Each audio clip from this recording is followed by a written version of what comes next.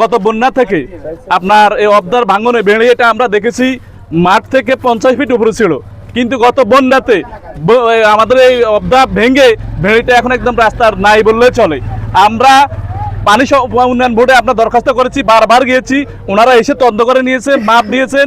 গত কিছুদিন আগে আমাদের ইউনূস সাহেব এসেছে, ওনারা আশ্বস্ত করেছেন আমাদেরকে অতি দ্রুত কাজটা হবে, কিন্তু দুঃখের সাথে জানাতে হয় আসলে এখনোই আমরা এটা কোনো প্রতিকার দেখি না। আমি আপনাদের মাধ্যমে আমাদের এই বেড়িটা অতি দ্রুত যেন বাস্তবায়ন হয়, এটা আমি জোর দাবি জানাচ্ছি। অনেকে বাড়িঘর দুয়ার খালের ভিতরে রেখে সবাই চলে গেছে, এখন বিভিন্ন জায়গায় আশ্রয় কেন্দ্রে আছে। আমরা চাই অচিরেই যেন আমাদের সরকার যেন অচিরে আমাদের এই বিশেষ করে বেড়িবাঁধ নির্মাণ করে।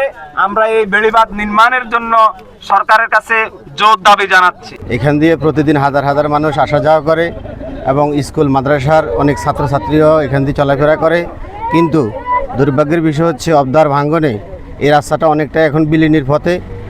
যদি অচিরে এই রাস্তাটি যদি পুনঃসংস্কার করা না হয়, নির্মাণ করা না হয়, তাহলে মানুষ চলাচল অযোগ্য হয়ে পড়বে। এমনকি এই রাস্তার আশেপাশে যে সমস্ত বাড়ি ঘর আছে এগুলি ইতিমধ্যেই অবধার খালে সব হারিয়ে গেছে এবং মানুষ ভূমিহীন হয়ে পড়েছে।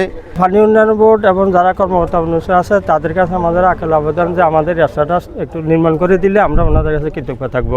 পানির স্রোত এত বেশি যে এটা বারবার ভেঙে যায়, এখানে প্রায় 40 থেকে 50টা পরিবারের যাতায়াতের ভোগান্তি। এই রাস্তাটা যদি মেরামত হয় এবং খাল ভাঙনটা যদি রোধ হয়, তাহলে আমি মনে করি অন্তত 3টা স্থানের সাথে এদের কানেকশনটা থাকবে। প্রথমত হচ্ছে বারাইপুর, চাঁদখালি, খাজুরতলি।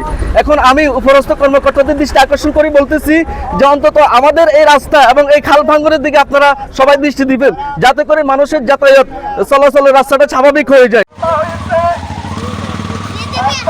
এই জনতাকে বাঁচানোর জন্য আপনারা হাজার হাজার জনতা বাঁচানোর জন্য এখান থেকে সুবিধাগুলো সেগুলো তো লইতেছে। এখন এবার বিরিজুক বন্ধ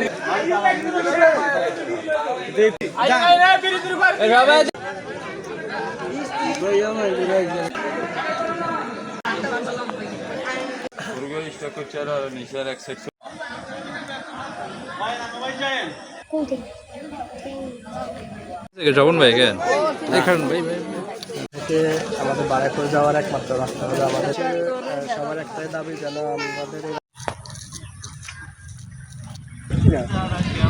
দক্ষিণে